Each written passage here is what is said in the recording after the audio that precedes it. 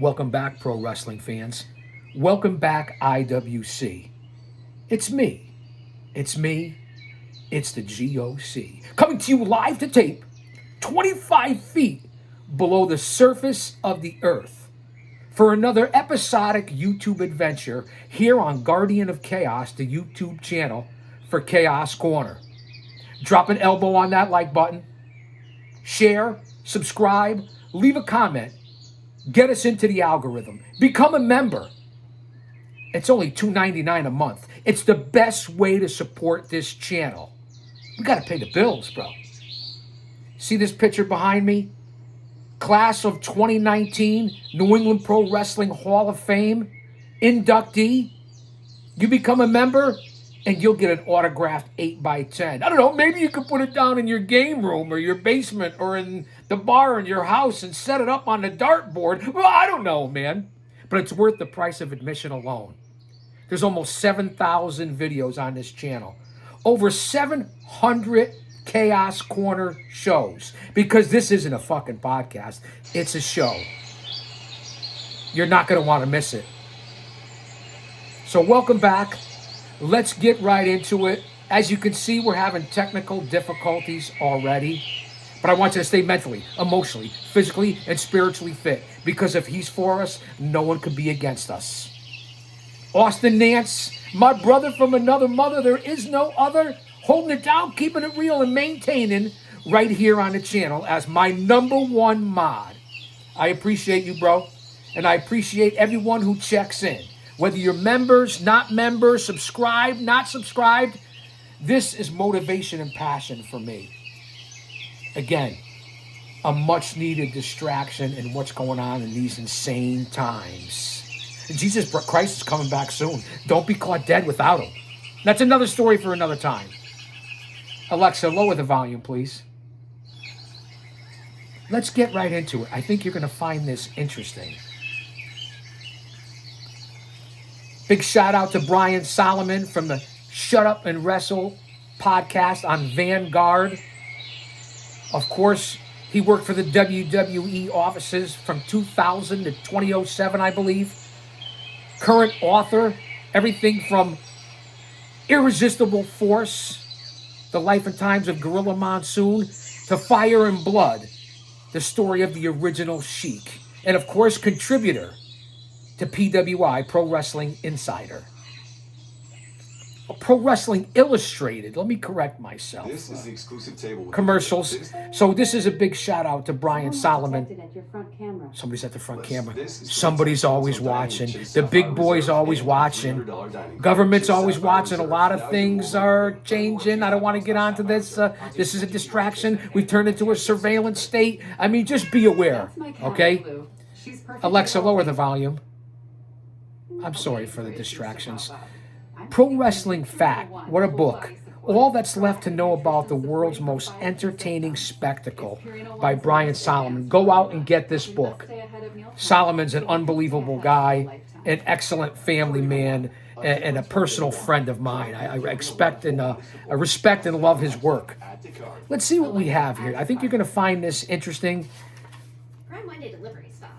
This is Terrific Tandems. A look back at 25 of the most important tag teams to ever join forces. Fast one-day delivery for the win. It's on Prime. You can't make it up with AI. It's a slippery slope. I know everybody loves it. Be careful what you do out there, because you know that when you are here, you learn history, facts. So when you're at your next barbecue, family gathering, venue, restaurant, bar, pub, the water cooler, you can actually hold a conversation and contribute to it and know what the fuck you're talking about. Because you're definitely better off when you walk out of here than when you fucking walked in. And I apologize for the cussing. I really do. I realize I'm not really supposed to get down like this. It doesn't make anything more emphasized. It just comes out, and I'm working on that. I'm repenting on that. I'm working on it, man. Yeah. Sometimes I have the brain of a dehydrated BB. I've been known to eat prefabricated dog biscuits And I'm as confused as a baby at Hooters. I have amnesia and deja vu at the same time.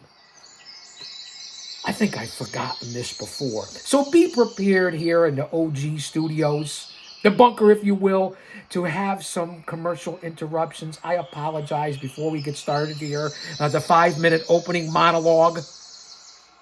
Let's get into some tag team wrestling, which is sorely underlooked, undervalued, and not used the right way today. In the 60s, 70s, and 80s, maybe even into the 90s, tag team wrestling was the draw. It put asses in seats before it really broke out, say maybe in the late 70s and into the 80s, and they put more emphasis on singles wrestling. But you're missing out, whether it be on old school managers, which have gone by the wayside and they've ruined and destroyed the history of the classics, like Captain Lou Albano, Freddie Blassie, the Grand Wizard, Bobby Heenan, Jim Cornette, Paul Ellering, Gary Hart, Sir Oliver Humperdinck. I mean, I could go on and on and on how they ruin pro wrestling managers. And they're doing the same thing to tag team wrestling now. And everything's got to be equal. You got to have the women as much as you have the men on all these shows, whether it's Raw, SmackDown, Dynamite, Collision, TNA. It really is crazy, considering wrestling's on 6 nights a week. Not to mention all the different apps, streaming services. The Peacock, which is no longer their persona non grata now. Whether it's on HBO Max, whether it's on ESPN, the app now. I mean, Monday nights on Netflix for WWE Raw. Tuesday night NXT on the CW. Wednesday nights Dynamite on TBS. Thursdays TNA on AMC. Say that 3 times fast. Friday SmackDown on USA. Saturday Collision on TNT. Throw in PLEs and pay-per-views. What are you doing to the blue collar families? Pro wrestling in the 70s and 80s was blue collar families, all ethnicities, a melting pot of fans that brought everyone together, not like the tribalism, which used to be fandom, and all the garbage that's come into today's pro wrestling era. And I don't necessarily blame the talent. I blame the creative, the companies, and the almighty dollar. From Saudi Arabia to ESPN to Riyadh season to Tony Khan and his billions. Where's the emotional investment, the storytelling, the ring psychology? Okay, so the matches are solid. The talent is solid. But are you making any new stars? It's a story for another time. Let's get into it. Arn Anderson and Tully Blanchard, also known as the Brainbusters, during their short run in the WWF. Anderson and Blanchard achieved their greatest notoriety as members of the Elite Four Horsemen in Jim Crockett Promotions. JCP, if you will, the NWA before that. They were the first to win both the NWA and the WWF World Tag Team titles, and brought an old-school, rough and ready approach to the flashy landscape of 80s tag team wrestling. They each achieved greatness individually as well, and with other partners. But Arn and Tully will always be remembered as the Four Horsemen, a big part of the Four Horsemen. With all its members, Ric Flair, Ole Anderson, Arn Anderson, Tully Blanchard, Barry Windham, Lex Luger, Pretty Paul Roma. I think I'm missing a few too. Maybe even Chris Benoit, but you're not supposed to say that name because he was a despicable, disgusting human being. And that's a fact. The British Bulldogs. The Bulldogs really set the stage for what pro wrestling has become, for good and for bad, to quote author Greg Oliver. Davey Boy Smith and the Dynamite Kid were among the acquisitions Vince McMahon made from Calgary Stampede Wrestling during his national expansion of the WWF.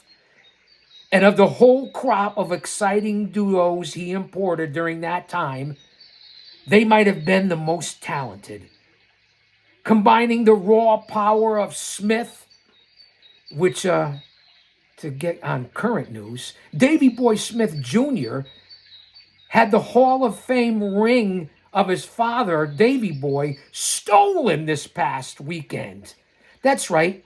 Davy Boy Smith Jr. got robbed and they stole the WWE Hall of Fame ring for the original Bulldog, Davy Boy. But I heard, as of press time right now here, because we are live to tape. Wait, hold on. We're live. This is real time. But we're taping it at the same time as well. Fuck it, you guys get the idea. They have recovered the ring. So that's good news. So Smith, the raw power of Smith with the crisp and brutal technical skills of the Dynamite Kid. The British Bulldogs brought with them a style that the WWF fans had never seen. And it took them all the way to the WWF World Tag Team titles in 1986 at WrestleMania 2. The Crusher and the Bruiser. Stomping their way to the ring to the strains of the Bear Barrel Polka, Reggie the Crusher Liskowski and Dick Bruiser Afflis were the ultimate blue-collar roughnecks. And they were adored by a fan base that was made up of largely the same. Alexa, play tropical bird sounds, please. Again, I apologize for the interruptions. You know that this is going to continue to happen. I don't edit anything, no green screens, no music, no graphics. Raw dog, what you see is what you get. It's pretty simple. Austin, let them know what's going on out there. The chains are getting heavy. The chains of life. Everybody's going through hard times right now. One day at a time, sweet Jesus. Back to the Crusher and the Bruiser. Again, blue-collar roughnecks, and that's what the fans were in the day.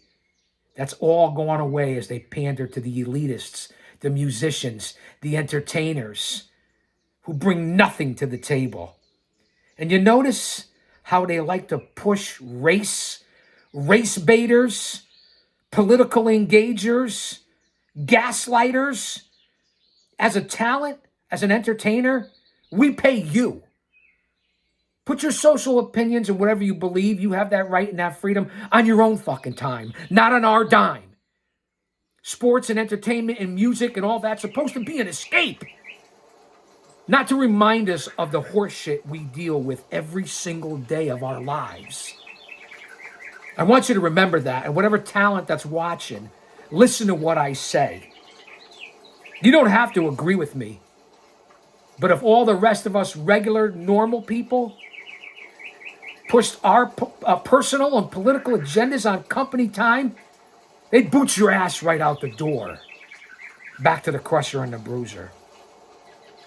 The Midwestern-based AWA was their home, and it was there that they spent more time as World Tag Team Champions than any other duo in wrestling history, capturing 5 titles for a total of nearly 4 years at the top between 1963 and 1976. Their record for the most AWA World Championships would never be broken. Demolition. Although they may have started out in 1987 as Vince McMahon's answer to the Road Warriors, Axe and Smash most certainly carved out an impressive place in wrestling history. With 3 WWF World Tag Team titles to their credit, they spent a total of nearly 2 years as champions, longer than any tandem in company history. Let that sink in. Combining the talents of former masked superstar Bill Eadie as Axe and former Soviet brawler Krusher Khrushchev, a.k.a. Smash, they were one of the most over tag teams of the WWF's 1980s golden age. And also, for a brief time at the beginning, Randy Colley was Smash before Barry Darsow came in. He was also, Randy Colley, a part of the original Moondogs. Ow, ow, ow, ow! Is that a moondog or is that a wolf as I howl here on Chaos Corner? And we get another distraction. Bear with me here. The Dudley Boys, Team 3D. And you know my history with Team 3D. As we battled them in 06 and 07 with the Outcast Killers, Diablo Santiago, and Omar Tortuga, and yours truly against Team 3D for the NWA World Tag Team titles. Yes, they split me like a wishbone. I took the what's up. That was kind of scary, wasn't it? Wow. Talk about make onions cry, scare rats off cheesecake. I apologize for that. That was quite the sight. The most decorated tag team in pro wrestling history, the Dudley Boys have gone through some dramatic transformations over the years. But at the end of the day, they're recognized as 23-time World Tag Team Champions. 23 times. Originally known as Bubba Ray and Devon Dudley in ECW in the late 90s, they made a major detour through the WWE in the early 2000s and later became Team 3D and TNA Wrestling and the NWA during the late 2000s. Pioneers of hardcore tag team style, they are the only duo to win the WWE, the NWA, WCW, ECW, TNA, and IWGP tag team titles. Konnichiwa, bitches. Arigato from the Chaos-san. The Eliminators. If Demolition was Vince McMahon's answer to the Road Warriors, then John Kronus and Perry Saturn comprised Paul Heyman's answer. The Oracle? Is that what he's called now?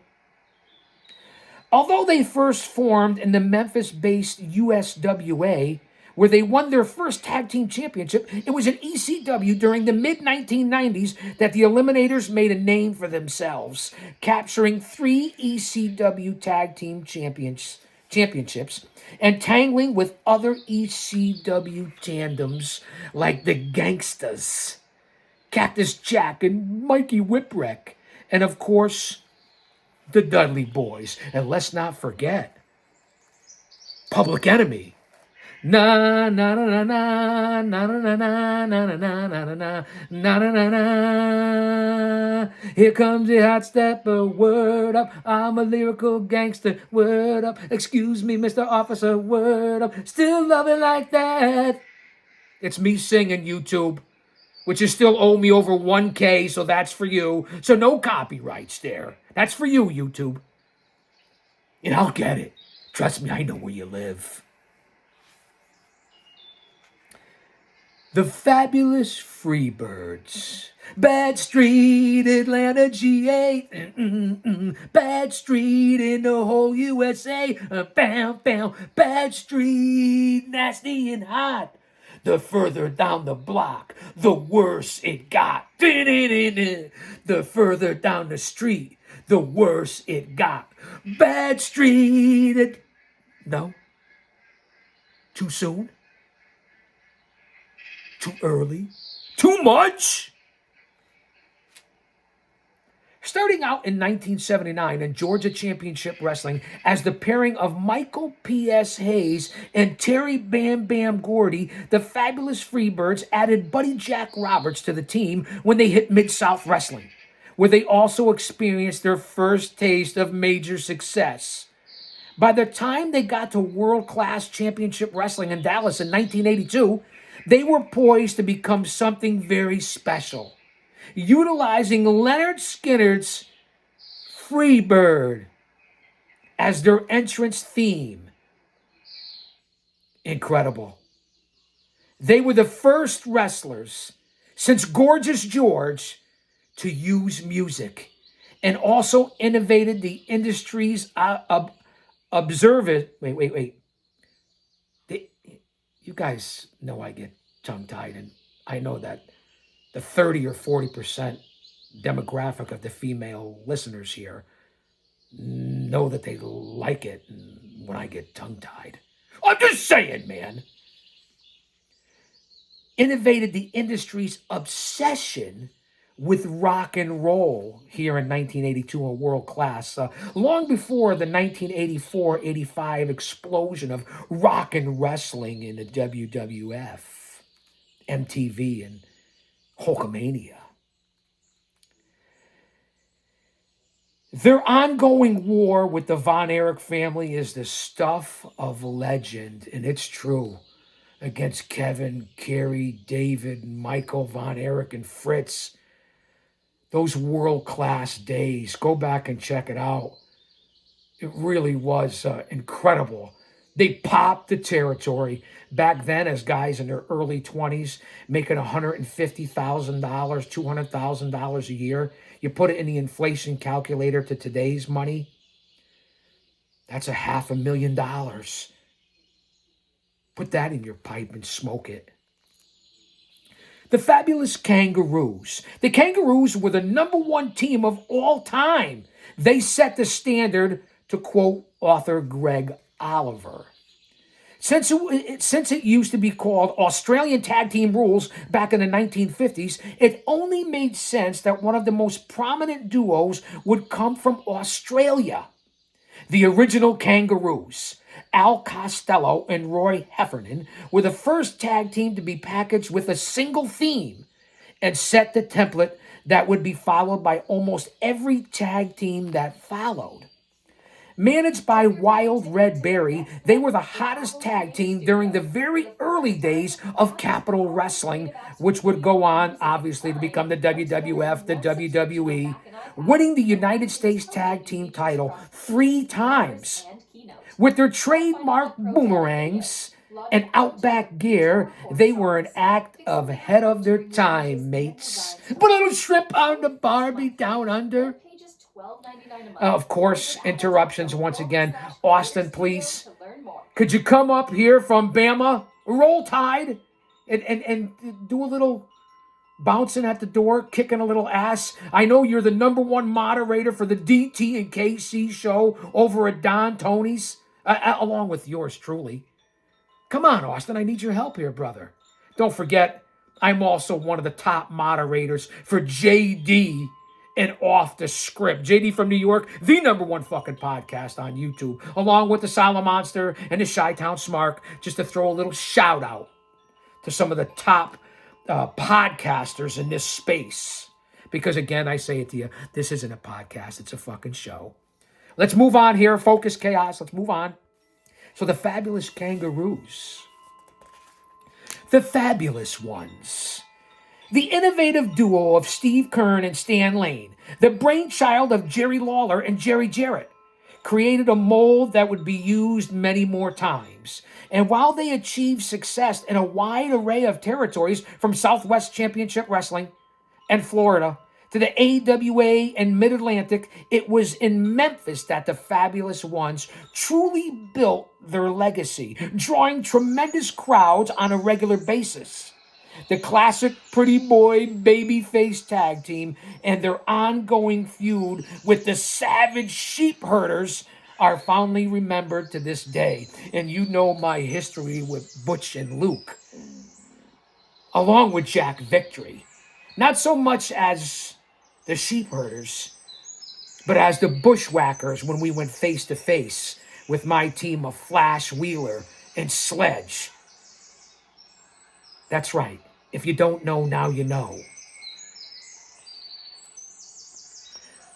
The Graham Brothers. Pay attention. I hope your notebooks are out, because class is in session. I will be taking attendance. Bueller?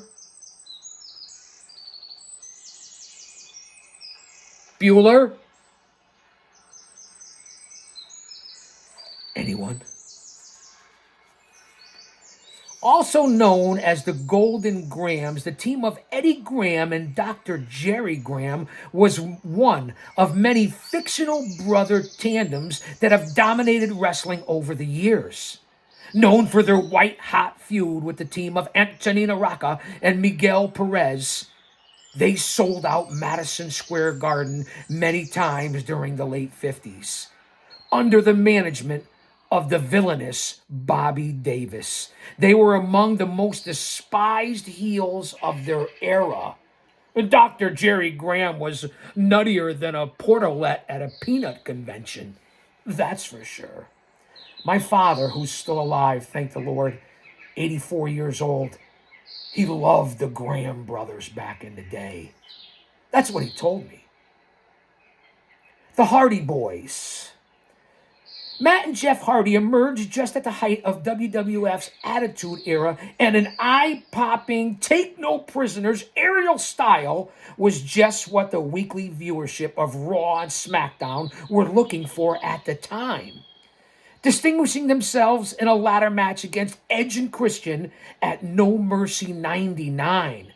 To think that was 27 years ago. The unorthodox fraternal duo became an immediate sensation, and their tag team career would forever be linked to that of their Canadian rivals, Edge and Christian. Where are they now in AEW? They just disappeared. Cope, Christian, the Hart Foundation. And you guys know my personal connection to the Hart Foundation.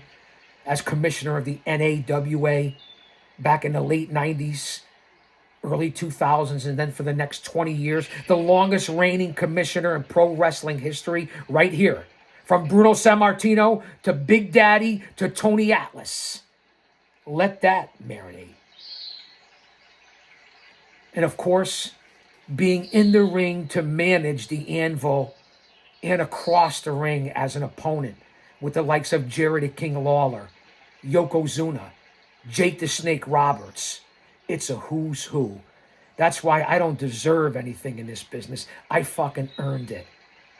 As over a 50-year fan, historian, researcher, agent, scout, producer, hanger up of flyers, sweeper up of floors, setting up and breaking down the ring, promoter, smart. And a mark.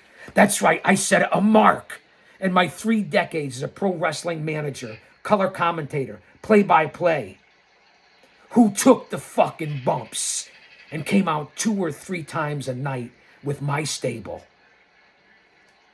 I earned everything I've gotten as an insider, and now I'm here as one of you.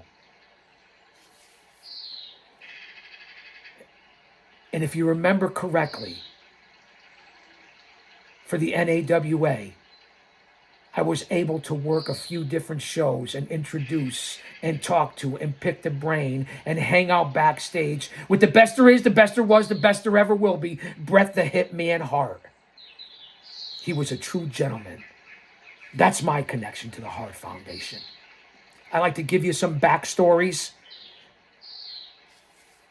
Many of the greatest tag teams of all time have been formed from 2 very different types of wrestlers. Such was the case with Bret the Hitman Hart and Jim the Anvil Neidhart, one of the most celebrated tag teams in the WWE history. The slick technician Hart and the stocky bruiser Neidhart complemented each other effortlessly. And their wars with the British Bulldogs over the World Wrestling Federation World Tag Team titles during the 1980s produced some of the finest matches of the decade. As we get to another commercial interruption, please pay no attention to that man behind the corner or that voice off in the distance. You're here to listen to me, the GOC. We're only 30 minutes in. Don't go anywhere as we talk about tag team tandems, perhaps the top 25 in the history of pro wrestling, which is a lost position in entertainment and pro wrestling in today's industry. Again, pay no attention to this. I apologize. This is what happens when you don't edit. Raw dog. I say it all the time. The Infernos. A gimmick that transcended individual members, this masked heel tandem was composed of several hooded grapplers during its heyday from the mid-60s through the mid-70s, including Frankie Kane and Rocky Smith, who were the originals, as well as replacement members such as Curtis Smith, Ron Gibson, Stan Pulaski, Stan Vachon, Doug Gilbert, Mike McManus, and Kurt Von Brawner. They were all a part of the infamous Infernos. Infamous for their loaded boots and masks, as well as their flagrant illegal partner switching. They were mainstays throughout Florida, the Carolinas, Georgia, Tennessee, Texas, and California. And the various combinations held the NWA World Tag Team title on 7 different occasions. Unbelievable history. You guys know my love for history. Don't go anywhere. The Midnight Express. They had the intangible it factor.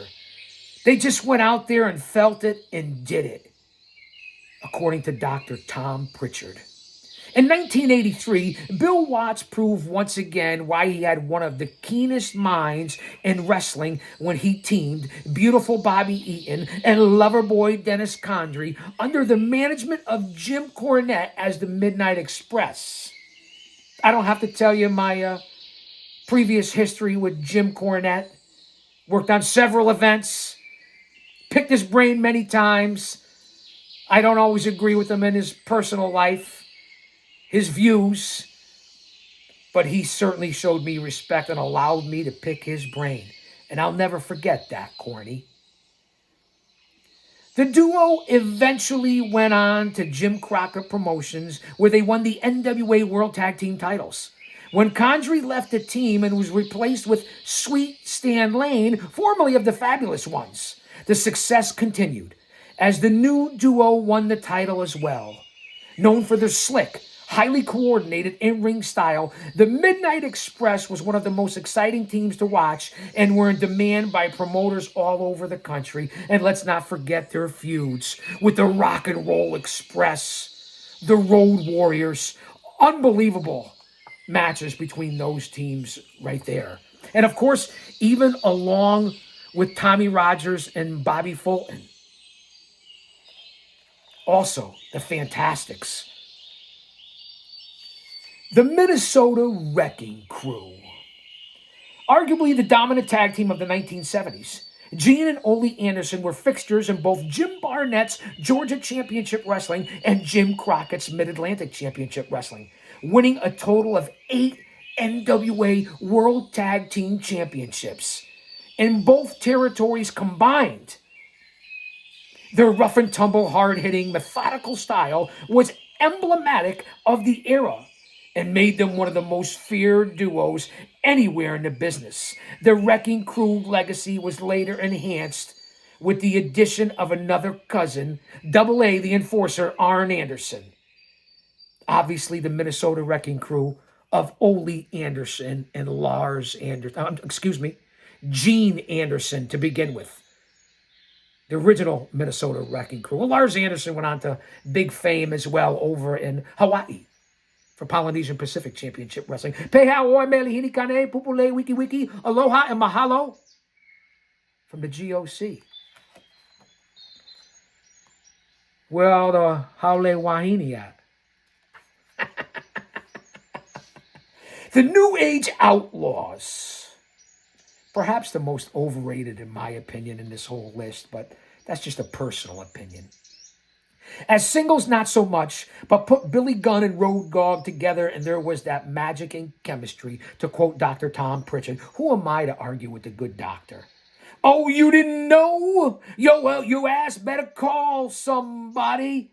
So went Road Dogg's trademark pre-match promo as he and partner Billy Gunn made their way to the ring during the WWF no-holds-barred era of the Attitude Era. As members of Degeneration X, the faction, the New Age Outlaws were at the forefront of the edgy direction the company was going in at that time. a direction that saw them achieve greater success than they ever had apart. With no shortage of catchphrases and chicanery, especially with the immature clowns of Triple H and Shawn Michaels back then. I'm not saying they haven't changed their ways now, but back then they were immature clowns. Their catchphrases and hand gestures, I got 2 words for you. You guys know what I'm talking about. They were the epitome of the late 1990s WWF and won 5 World Tag Team titles during that period.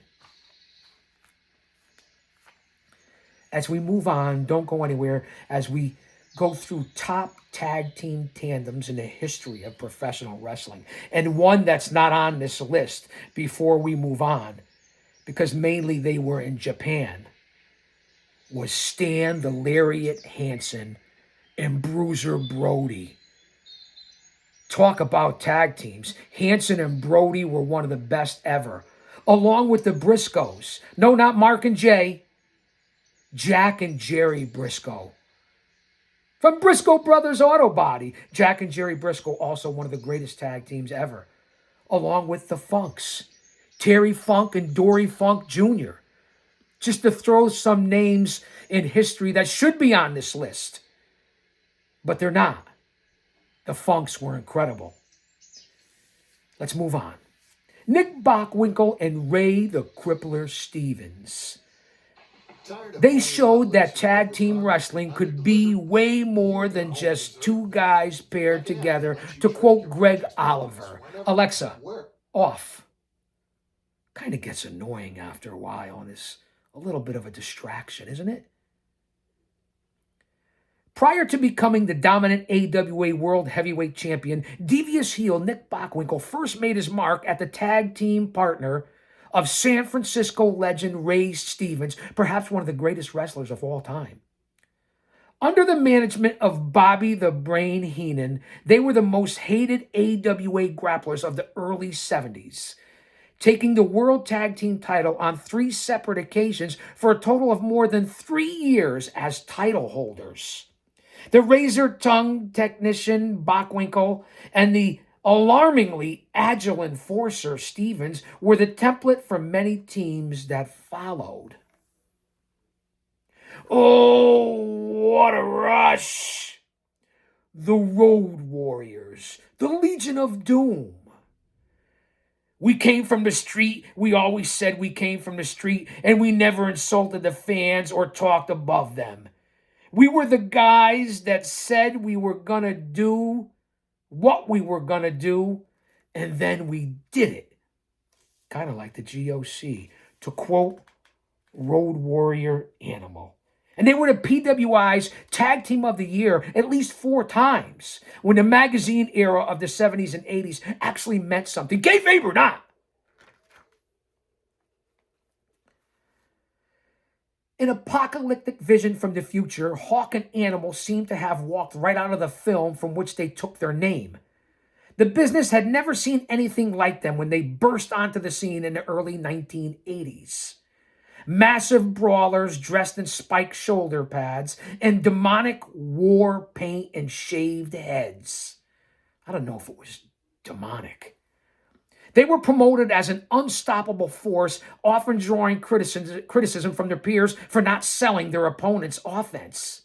And they went on to become the only team to win the World Tag Team title in the NWA, the AWA, and the WWF. Where they were alternately known as the Legion of Doom. They were arguably the most popular tag team in history. And one of few tag teams, whether heel or face, were cheered by the fans. They put asses in seats. They were responsible for sellouts all over this country and all over the world, perhaps more than any tag team in history. The aforementioned Rock and Roll Express. First joining forces in Memphis in 1983, they were teamed by Jerry the King Lawler, who was known for his love of rock music and his desire to incorporate it in pro wrestling.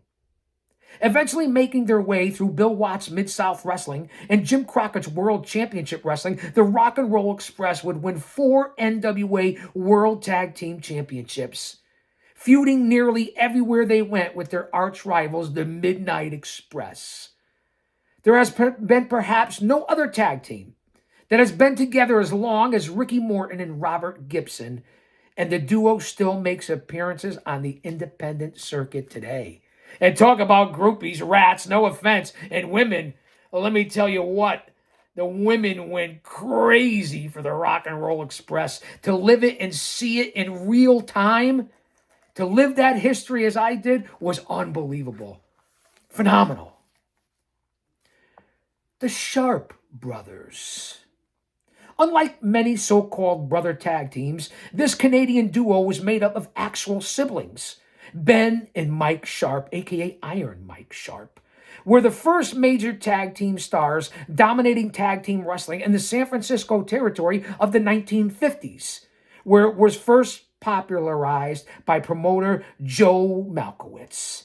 Not only were they among the earliest world tag team champions, they also became two of the earliest American performers to cross over into Japanese wrestling. You won't learn that anywhere else but here, unless you go over to listen to Shut Up and Wrestle with Brian Solomon, the ultimate historian.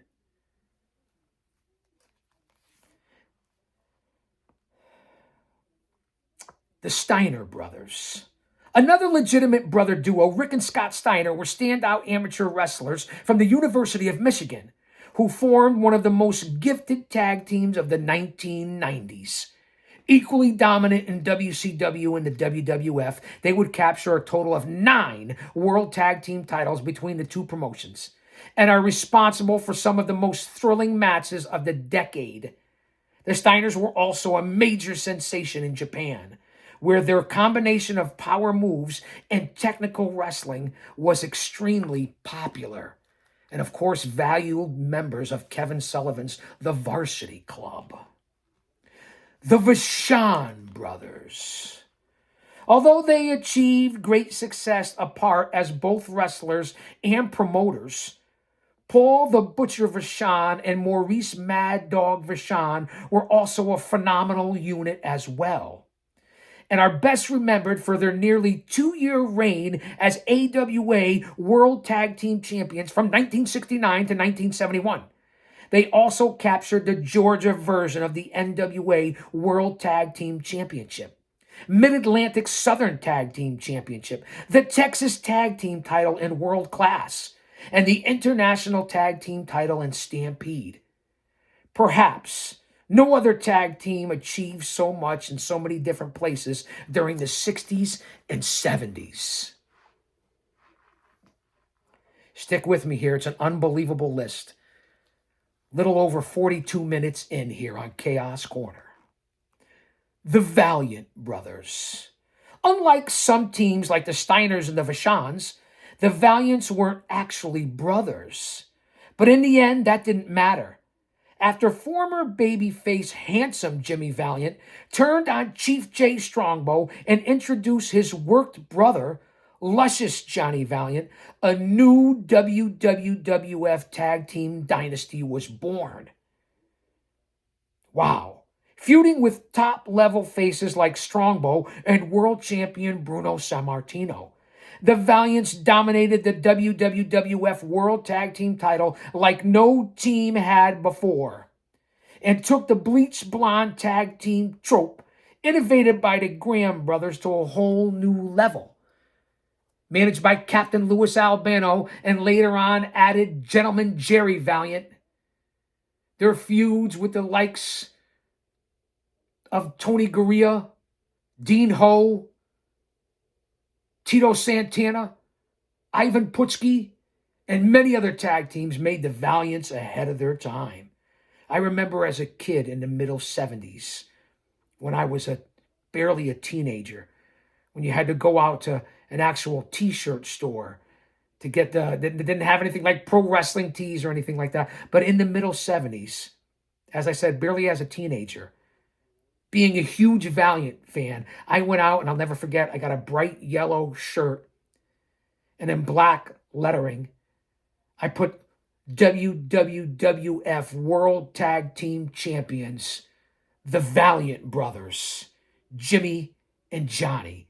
and had that T-shirt that I used to wear to the Madison Square Garden, New Haven Coliseum, etc., etc. That's how much of a valiant fan I was, ahead of their time. The Wild Samoans. Now, I don't have to tell you my connection with the Samoan dynasty. From Rikishi to Samu to the Tonga Kid to Umaga to Afa to Lloyd. My connection with the Samoans, I could never repay them, allowing me to work with them for over 20 years. When I first met the Tonga Kid, a.k.a. Little Sam, back in 1983, all the way up to my in-ring retirement in the middle 2000s with Yokozuna in the late 90s, early 2000s, also with Rikishi and Umaga. I'll never forget it and what they did for me personally, allowing me, giving me the honor to work with them. Truly blessed and humble to the Samoan dynasty. Even used to talk to in the middle 90s, early to middle 90s, to Lia Maivia, trying to get myself booked over in Hawaii for the leftovers of Polynesian Pacific Championship Wrestling. We go back like 8 tracks, like a recliner, and I'm forever grateful. Afa and Sika were the classic wild man tag team. And what they lacked in political correctness, they made up for in staying power.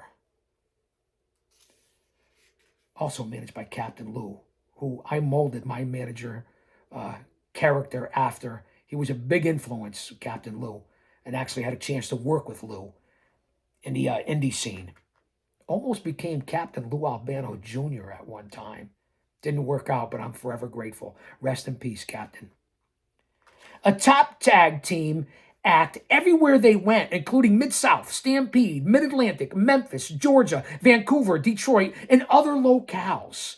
They accumulated more than 20 titles over the course of their tenure, most notably 3 WWF World Tag Team Championships under the aforementioned Captain Lou Albano. They are also the godfathers of a far-reaching family of Samoan wrestlers that includes The Rock and Roman Reigns, which I know that you guys know.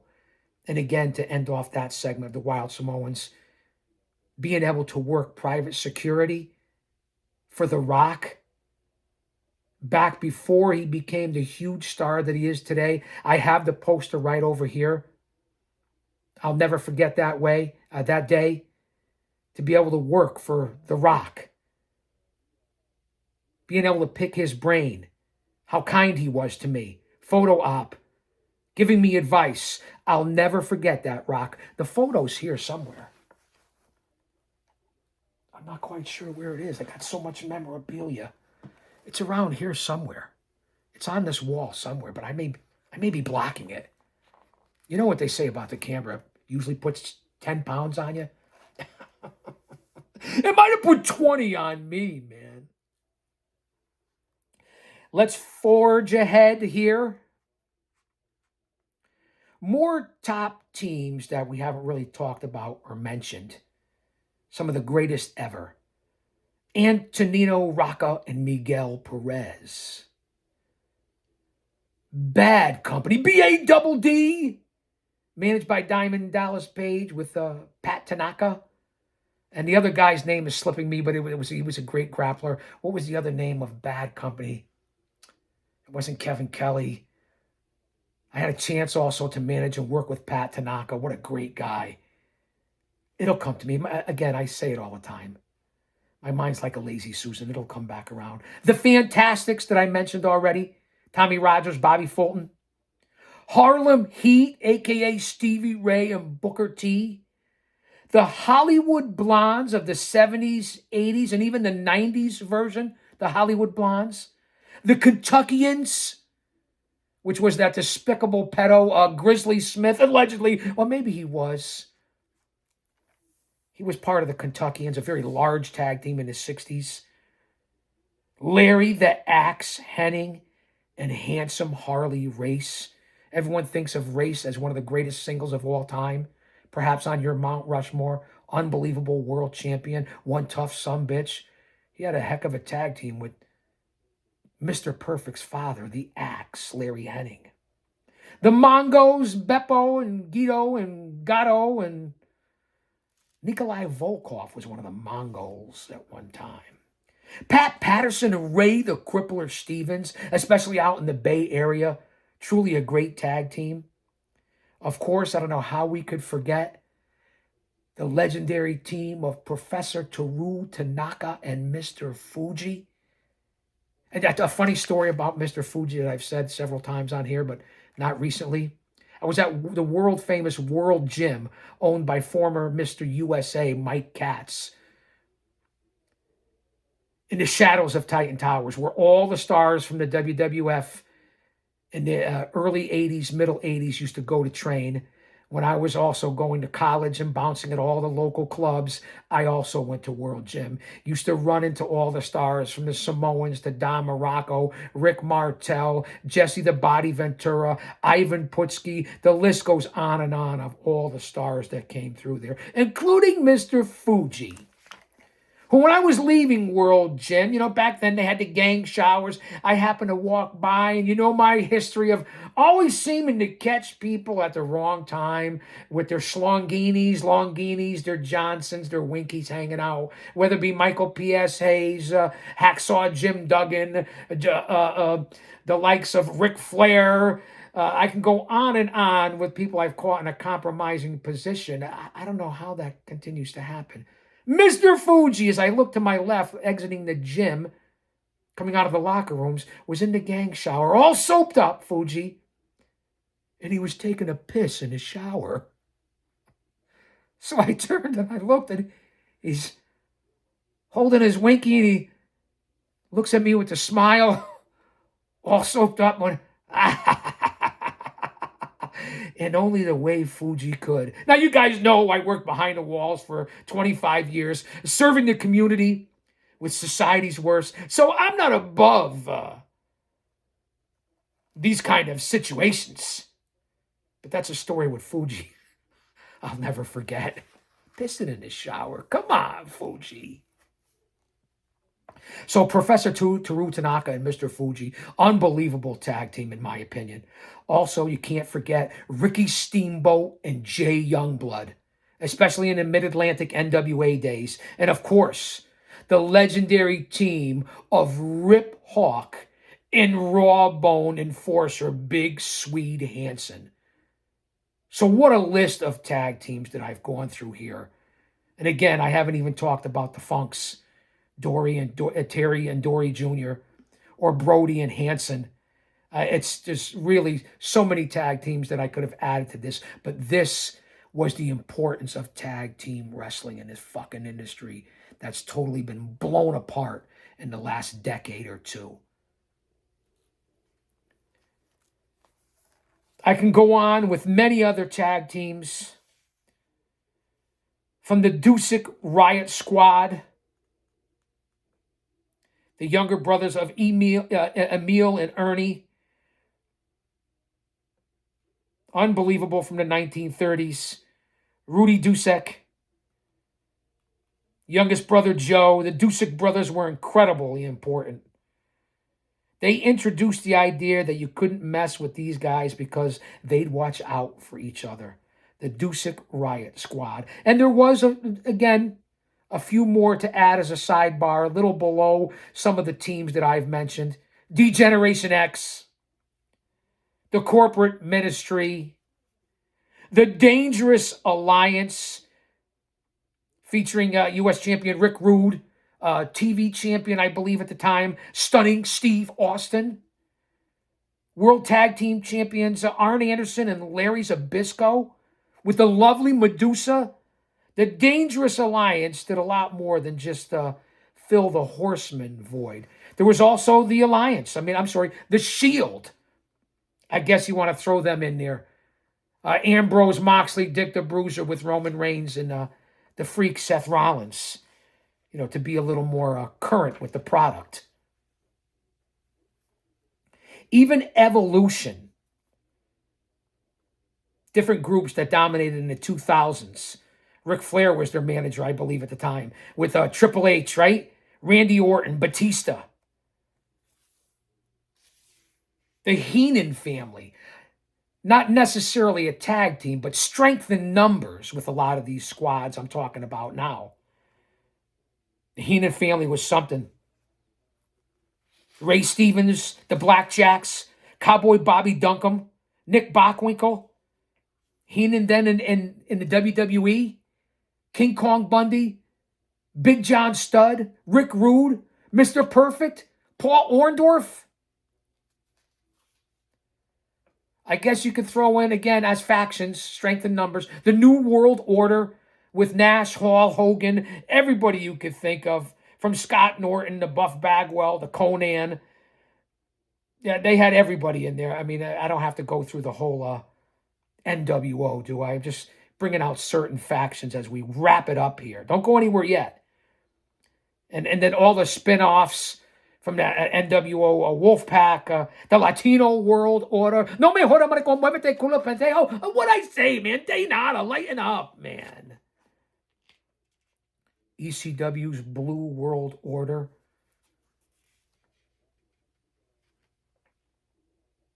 Even as I look through the list here, Raven's Nest, Raven's Flock with Scotty Raven Levy.